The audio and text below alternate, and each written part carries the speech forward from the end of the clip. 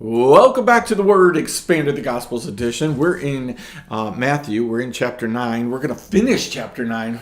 Here it is, starting in verse 35. And Jesus went throughout all the cities, all the villages, teaching in their synagogues and proclaiming the gospel of the kingdom and healing every disease and every affliction. When he saw the crowds, he had compassion for them because they were harassed and helpless like sheep without a shepherd. Then he said to his disciples, "The harvest is plentiful, but the laborers are few. Therefore pray earnestly to the Lord of the harvest to send out laborers into his harvest."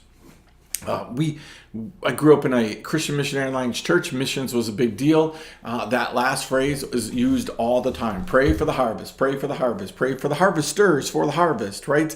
But it's amazing because before that, there's this little bit in this section, and you wonder, like, did God really mean what he said?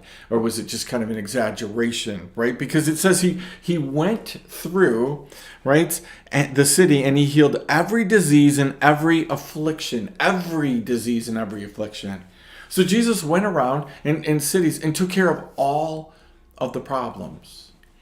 And then you wonder, some of that is just from touching, right? He actually literally healed people.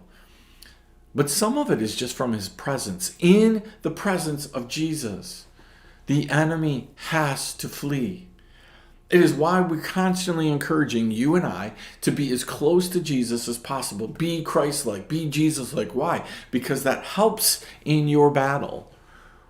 That the enemy has to flee. He has to flee. It makes going into the harvest field a whole bunch easier when the enemy can't be anywhere near you. He can't be in the same place, right, that Jesus is on a consistent, regular basis. Can he visit? Yes. Can they coexist? Can he tempt Jesus? Yep. So you can skip all the examples of how Jesus and the enemy could be together. But the truth is, Jesus said light and dark. They don't mix together. The light always chases away the dark. That might be a battle, right? It's not saying that all of this is easy. There might be a battle, but the light wins. But the real problem is there's lots and lots of people that need Jesus. Few people are out there actually helping with the harvest. We want to point out how the harvester should be working, and we want to point out how bad, right, the harvest is, or how good it is, and we want to run the machines, and we want to have the barns and be in charge of the surplus and all of that kind of stuff. But we really don't want to get the sickle and go out and work. We really don't want to be the laborer. We want to be the one that is in charge of the laborers. The actual laborers, those who are actually trying to win people over for Christ in word and in deed, are super few. If you think that I'm lying about that, just start asking some outside people about the people in your church. Outside people tend to know who the laborers are and who the people are that just want to be a part of the process, right? Like, I want credit for the process, but I don't want to do it.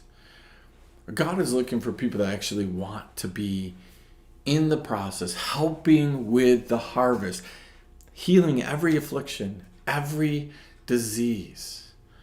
Jesus said we're going to be able to do that and so much more after he was gone because of the Holy Spirit. Are we doing that? Your church is full of every affliction, every disease being healed. A lot in there for you to think about. Pray and chew on that. We'll see you next time right here at the Word Expanded the Gospels.